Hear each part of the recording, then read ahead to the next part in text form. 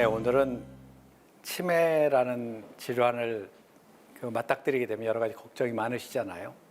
그래서 의사를 찾아가게 되면 이제 의사들이 쓰게 되는 약들이 있습니다. 그래서 이 치매에 어떤 약이 쓰여지고 있는지 거기에 대해서 좀 말씀을 드리려고 합니다. 먼저 우리가 약물 치료를 한다, 또는 수술 치료를 한다, 어떤 치료를 한다고 했을 때 의사들은 두 가지 쪽에서 접근을 합니다. 첫 번째로는 원인에 대한 접근을 하겠죠. 그 원인을, 병을 일으킨 원인을 제거하려는 약물을 투여하거나 수술을 하게 됩니다. 그렇지만 모든 병이 그 원인이 명확한 경우가 별로 없어요. 우리가 소위 항생제로 치료하려고 하는 감염성 질환, 이건 명확하게 원인 균이 있고 그 균에 아주 잘 듣는 항생제도 우리가 찾아낼 수 있습니다. 그래서 그것으로 항생제로 치료하면 원인 치료가 되는 거죠. 그래서 그 원인 치료를 하면은 아주 아무 문제가 없습니다. 병이 그렇게 무섭지가 않죠. 그런데 원인이 애매한데 그걸로 인해서 생기는 증상이 있어요. 그래서 어쩔 수 없이 그 증상을 치료해야 되는 것도 있습니다. 쉽게 얘기해서 고혈압 같은 거죠. 고혈압은 원인이 뭐냐고 했을 때 얘기가 많은데 그럼 딱 하나만 대라. 못 됩니다. 딱 하나는 있을 수가 없어요. 그런데 우리는 지금 혈압약이라는 것을 써서 높아져 있는 혈압을 떨어뜨리죠. 혈압약의 종류도 여러 가지입니다. 하여간 그렇지만 그분한테 맞는 혈압약을 선택을 해서 하면 혈압이 떨어지게 되죠. 그래서 고혈압의 그 원인은 제거하지 못하더라도 혈압을 안정적으로 관리함으로써 이 혈압에 의해서, 고혈압에 의해서 만들어지는 2차적인 합병증을 예방을 할 수가 있는 거죠. 즉 우리는 원인 치료, 이것이 가장 좋긴 하지만 그렇지만 그 원인이 아니라 증상 치료로도 사실은 일부 그 원인 치료를 못했음에도 불구하고 증상 치료만 갖고서도 우리가 최종적으로 목표한 이 병의 과정이 좀 더 순하게 바뀌고 우리의 생명을 위협하지 않는 쪽으로 바뀌게 하는 쪽으로 바꿀 수가 있습니다.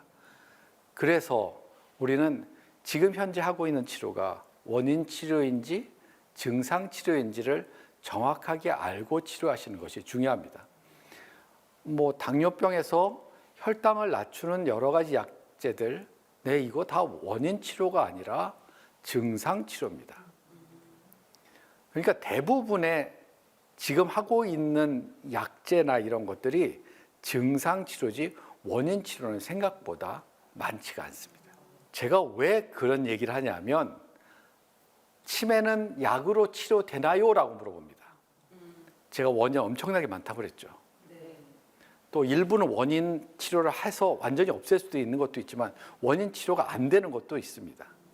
그런 여러 가지 것들을 약 몇 가지를 갖고 치료를 할 것이냐, 원인 치료가 되느냐, 안 됩니다. 그럼 치매는 약도 없네, 이런 얘기를 하시죠. 아닙니다. 약 있습니다. 무슨 약?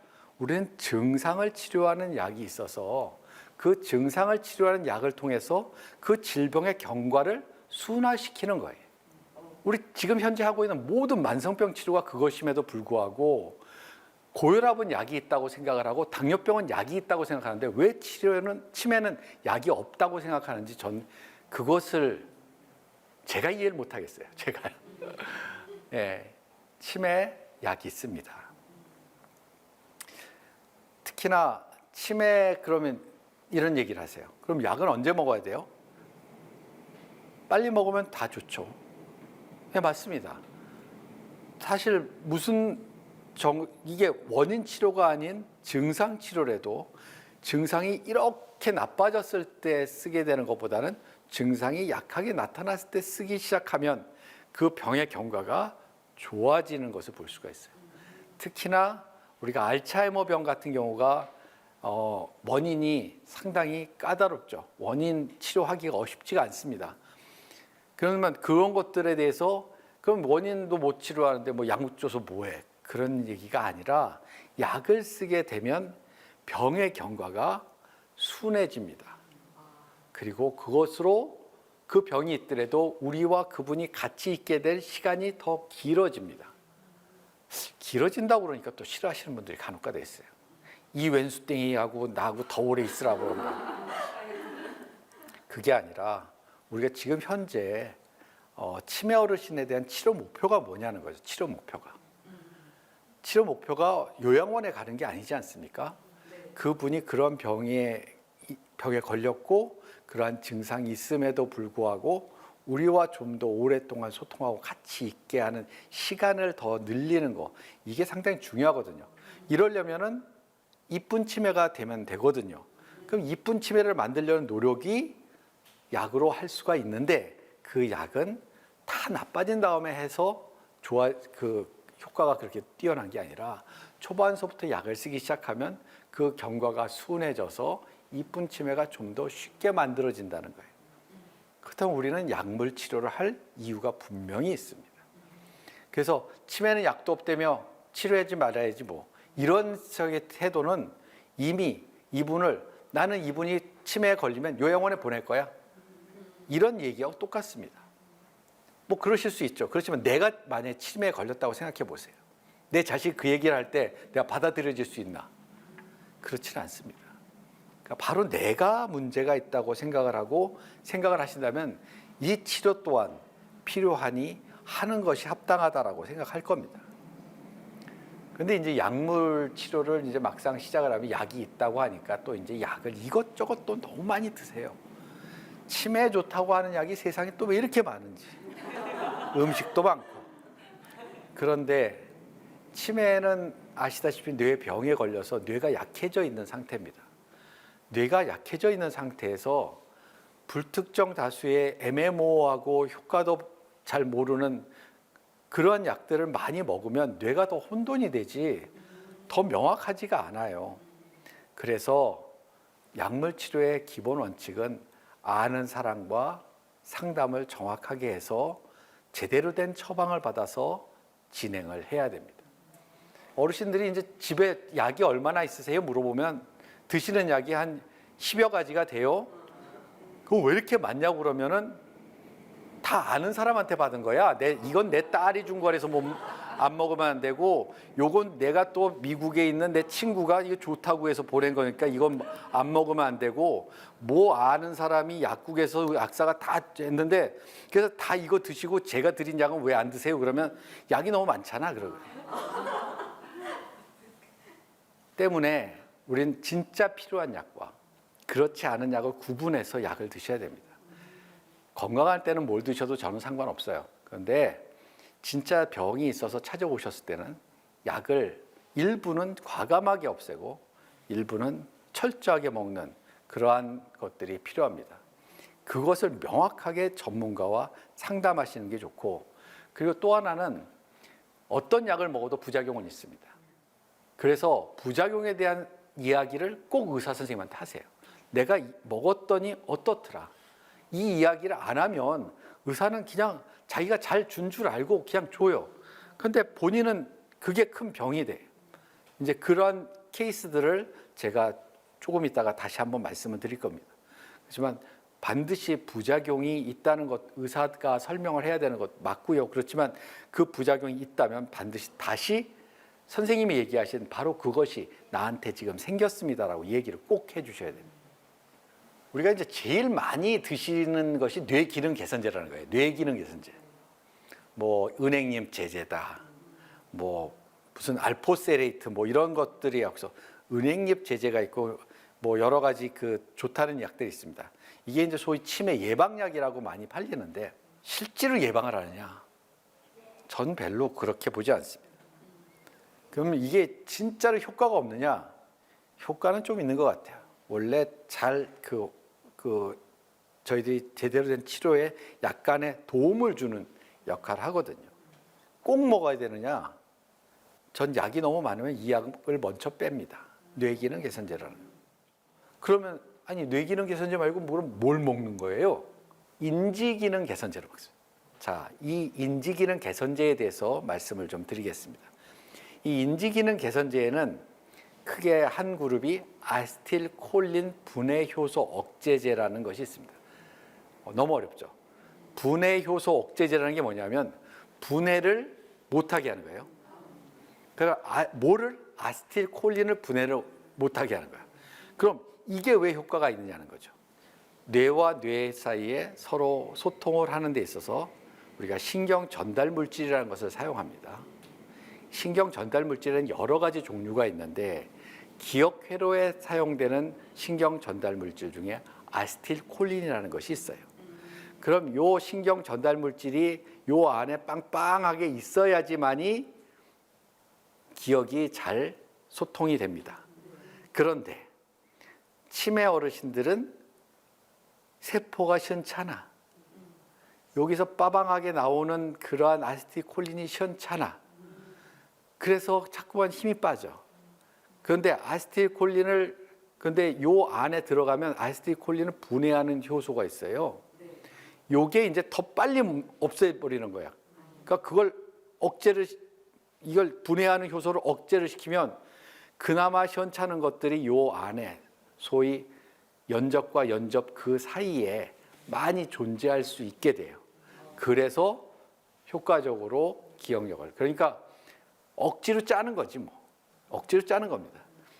시원찮지만 그러더라도 조금 더 신경 전달 물질을 유지시키려고 하게 하는 그러한 것들로서 약제를 개발했고요.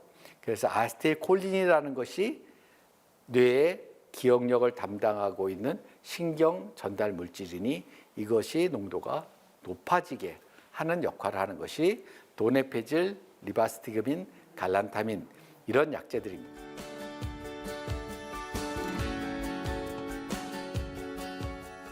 우리가 이제 그 어떤 정보를 받아들이려면 명확하게 받아들여져야지 제대로 된 정보를 우리는 알 수 있을 거예요. 그런데 귀로 듣고 눈으로 보고 할 때 우리가 참 놀라운 것을 느낄 수가 있는데 보름달 같은 걸 사진을 찍으면 생각보다 내 눈에 들어왔던 보름달보다 작게 찍혀집니다.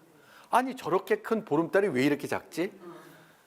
어떨 때는 내가 너무나도 잘 들었던 그 소리가 실제로 녹음기를 놓고 들으면 이 소리가 잘 녹음이 안 되는 경우도 느낄 수 있어요. 우리가 집중하고 있는 것을 더 땡겨서 들을 수 있는 능력이 매우 뛰어납니다. 듣고 보고 다 할 수 있습니다. 그런데 주변의 소음이 너무 큰 거예요. 그 듣고 보고 이게 잘 안 돼. 그래서 명확하게 내가 보고자 하는 정보를 끌어당기질 못하는 경우가 생겨요. 그것을 좀 억제시켜줘요. 소위 주변 소음을 좀 컨트롤해주고 모든 정보의 잡다한 자극들을 좀 없애고 진짜 필요한 것만 끄집어내게 뇌를 좀 변화시키는 그러한 약제가 메만틴이라는 약제입니다. 뭐 이렇게 그럴듯하게 이론적으로 얘기했지만 실제로 그런지 안 그런지 모르겠지만 일단은 저희들이 이 약을 썼을 때 효과가 있어요. 효과가 있어요. 그래서 씁니다. 이쁜 치매 만드는데 도움이 됩니다. 그래서 씁니다. 기억력이 조금 좋아집니다. 그래서 씁니다. 그럼에도 불구하고 원인 치료가 안 됐어. 그럼 어떻게 되겠어요? 약을 써도 병은 나빠집니다. 약을 안 쓴 것보다는 훨씬 덜 나빠집니다. 그거죠. 약을 그래서 당신은 왜 쓰느냐? 비록 나빠지는 병에 걸렸지만 우리와 같이 생활할 수 있는 소위 증상 치료를 철저하게 해서 우리와 좀 더 오래 계시게 할 만한 시간적 여유를 만들고 이쁜 치매를 만들어 드리는 그것이 인지기능 개선제의 목적이에요. 근데 이 약이 다 좋기만 한 건 아닙니다. 약도 안 들으면 약도 증량을 해야 돼요. 그러면 약을 먹다 보면 특히나 아리셉트나 우리가 아세틸콜린을 이렇게 많이 증가시키는 그러한 약을 쓰게 됐을 때 부작용이 또 있어요. 부작용. 뭐가 있냐면 밥맛이 떨어져요. 속이 니글니글해요. 심한 경우엔 토합니다. 더 심하면 설사랍니다.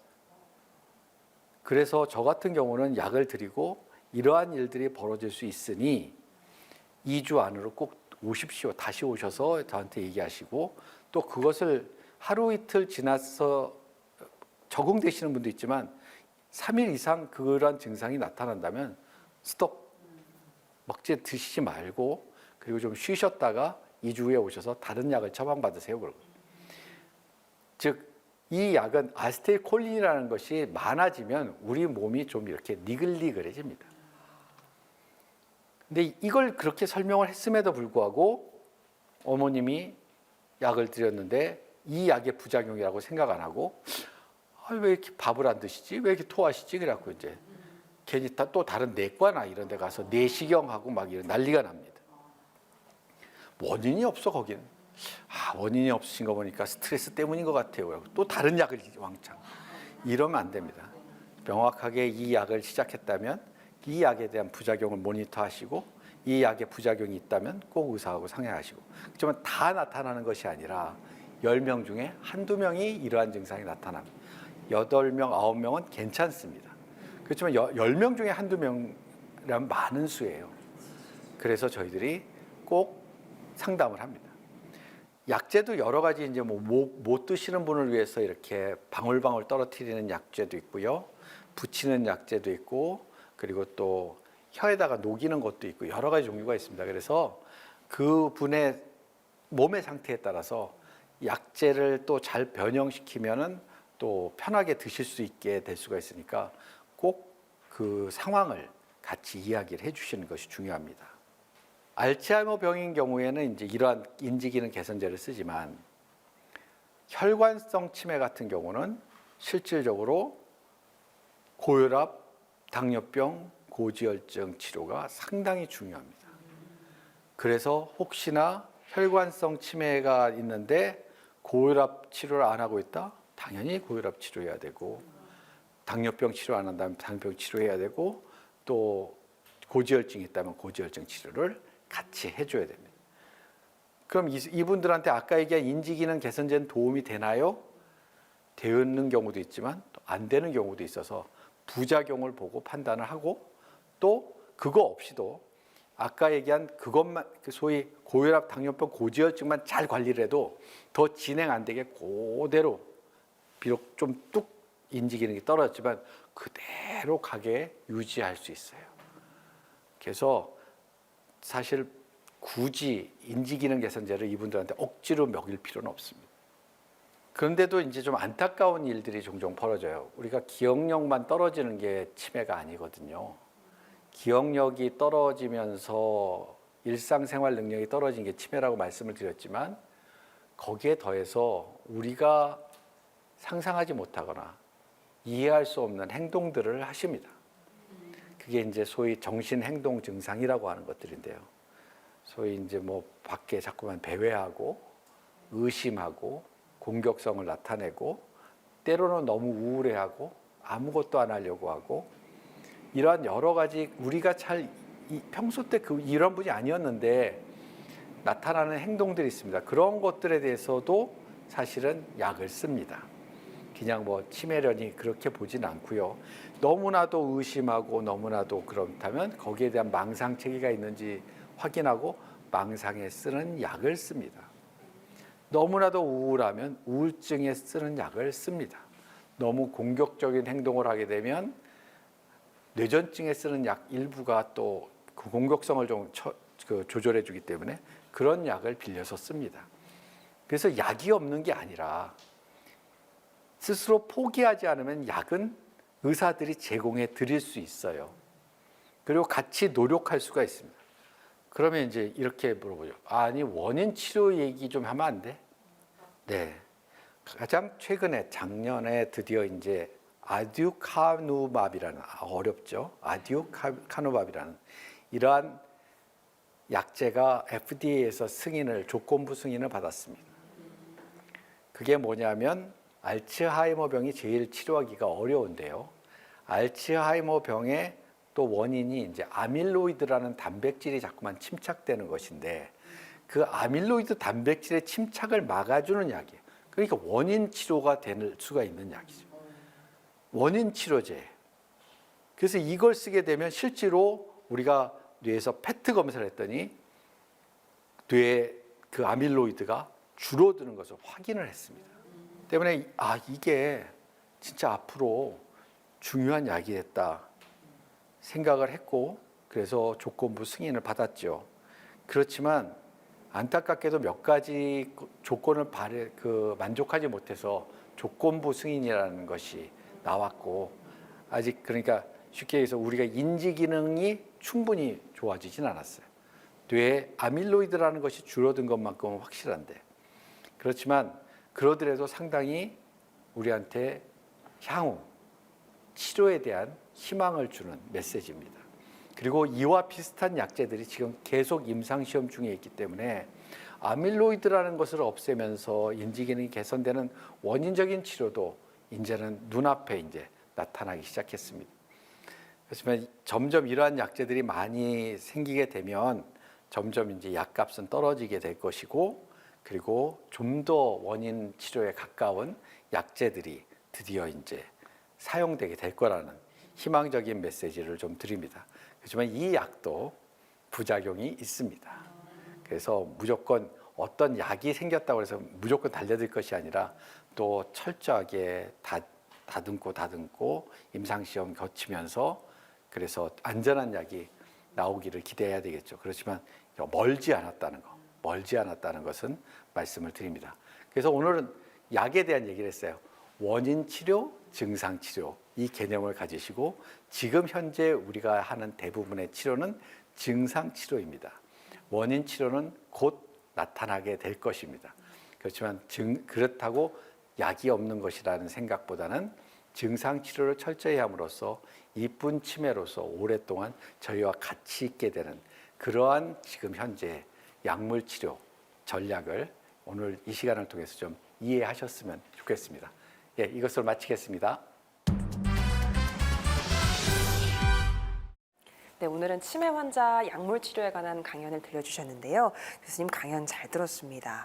근데 환자분들이 증상 완화를 위해서 약물을 복용하시는데 이 증상이 나아지면은 약물 복용을 멈춰도 되나요? 많은 분들이 이제 약을 오랫동안 드시는 것에 대해서 부담이 좀 있으신 모양이에요. 네. 그렇지만 치매의 원인이 없어지지 않았기 때문에 그 증상을 일으키는 그 부분이 없어지지 않았기 때문에 증상은 계속 유지됩니다. 때문에 그 심한 정도를 줄여주는 것이죠. 예, 그래서 약을 끊으시면 다시 원래 모습으로 나타날 가능성이 있어서 약은 유지하시는 게 좋고요. 그렇지만 약이 정말 소용없을 때가 있습니다. 맨 마지막 단계에 가시면 저희들이 약도 줄이고 도리어 이 약이 주는 이득보다는 이 약이 주는 해가 많다는 판단이 되면 약도 끊게 됩니다. 약을 복용하거나 중단하거나 이 부분은 반드시 전문가와 상담이 필요할 것 같습니다. 교수님, 오늘 강연에서 한 가지 강조하고 싶은 점 어떤 것들이 있을까요? 치매는 약물 치료를 못하는 약이 없는 그런 병은 아닙니다. 치매는 약이 있습니다. 그렇지만 정확하게 알고 쓰시는 것이 중요합니다. 네, 알겠습니다. 교수님, 다음 주 강연 어떤 주제로 해주실 건가요? 벌써 이제 이 시리즈 마지막일 것 같아요. 그렇지만 제가 그 마지막 부분에 뭘 말씀을 드릴까 고민을 하다가 네. 그럼에도 불구하고 치매에 대한 진단을 받았을 때 나는 어떻게 해야 되나? 이런 질문을 하시는 분들이 많으셔서 그럼 치매 진단을 받았다. 그리고 그럼 어떻게 할 것인가? 이 이야기를 좀 해보려고 합니다. 알겠습니다. 다음 주 강연도 기대하고 있겠습니다. 함께해 주신 백세인생 가족 여러분 고맙습니다. 오늘도 주님 안에서 승리하는 하루, 건강한 하루 보내시고요. 저는 다음 이 시간에 다시 찾아오겠습니다. 건강한 백세인생을 위하여! 이 프로그램은 여러분의 미디어 선교 후원으로 제작되었습니다. 선교는 사명, 후원은 동역. 당신도 복음을 전할 수 있습니다. 선교 후원 02-6333-1003번